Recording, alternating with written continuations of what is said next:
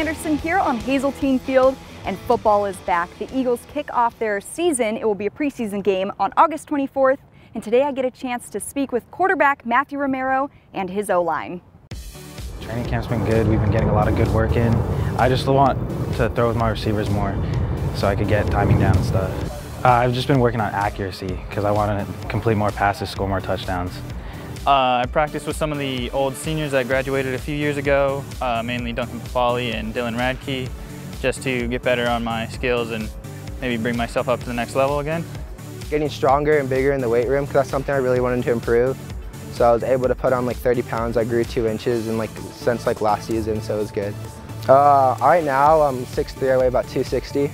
All of our guys, I think, are pushing above 250, some of them up in the 300s, not maybe me, it might be, I'm not sure. It's been pretty successful so far. We're looking like a unit this year. A unit, to say the least.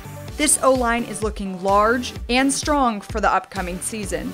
But what makes a team successful is that many of these players hang out off the field as well. We've been playing together since 6th grade, so yeah, we've spent like year 7 now together. They're my brothers. Like, you're with them every day since January. It's just like a bond that's always going to be there. Especially with the linemen, you're next to them for every practice, every minute, so it's like those are your brothers. We all protect each other, we break bread together, we sometimes shower together, we're really close. It's a tight-knit family on the O-line. Probably Gerardo, he's been right next to me since freshman year and pretty close. Definitely Justin Delgado, for sure. Freshman year, he was the right guard, I was the right tackle, and then ever since then, even though we're on different sides of the ball now, like he's right guard, I'm left guard, we're still close. We always find a way to make eye contact or something like that. We're best friends. The guys on the line that are with me always have my back on everything. And it's important to have that bond. So when something goes wrong, they always have your back. These Eagles all share a special bond. Best friends, to say the least. An important piece of information about the line that was made very clear: they all love food. I mean, we're big guys. We gotta have big meals, you know? Always just hanging out together, eating together all the time. Like a ham and cheese, a tuna sandwich, something like that in the off season, but during the season, I like to bulk up a little bit, so we'll go to the local restaurants around here, and for lunch after practice, we'll just big walk. Yeah. Is that unlimited food? Unlimited. Justin and Bailey Greenberg, they got banned from there once because they ate too much. Even though it's unlimited, they ate too much.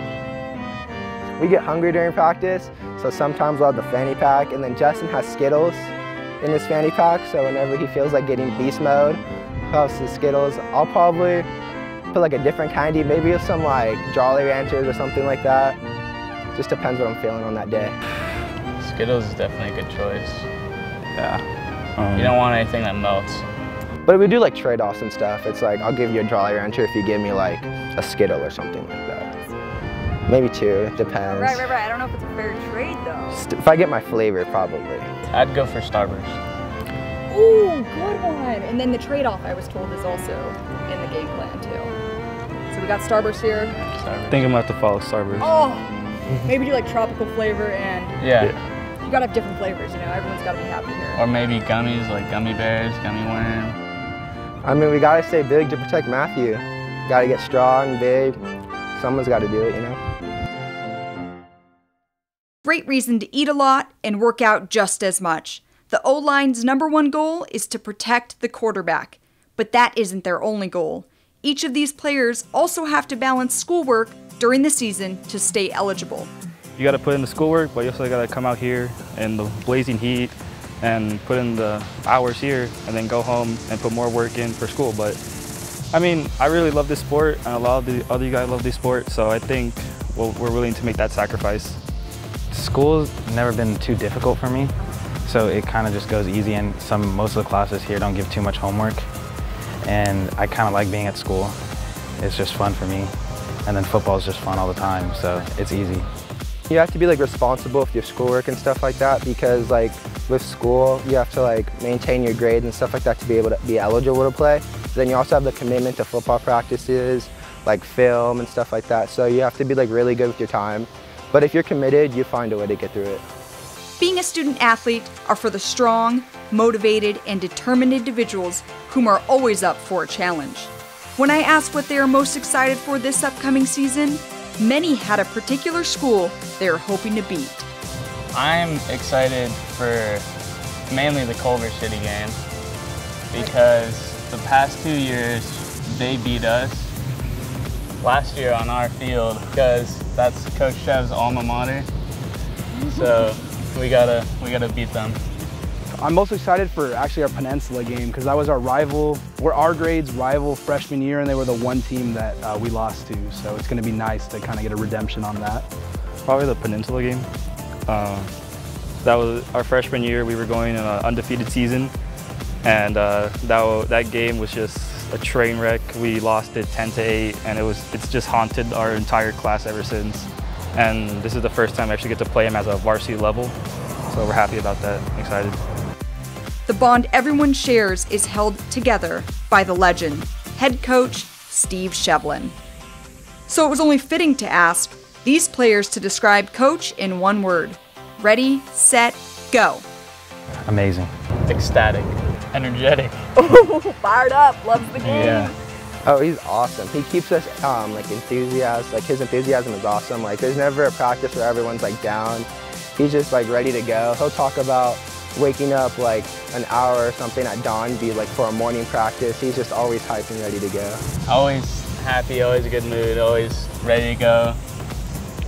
Like he'd probably be up at 1 a.m. to practice if he could. He's probably one of the best coaches for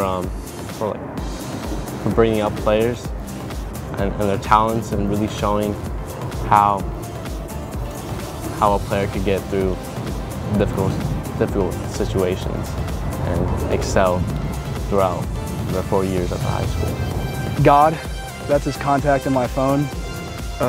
Intense. I know Coach Chev, he hasn't lost a touch. He's still razor sharp. He's been a great coach. He's been a great mentor, and I've nothing bad to say about him. To me, I see Chev as like a father-like figure. Love you, Chev. So if, like any other father figure, if he's like not happy, you want to try your hardest to like make him happy, like either run faster, hit harder, stuff like that. Of course, standout Justin had one more shout out before completing the interview. This is for you, Coach Murray. Got to give a shout out to Coach Murray. He's probably best DB coach in California. I'm saying that with high standards. He's just a special guy. He drives an El Camino, got a protein shake every day for breakfast.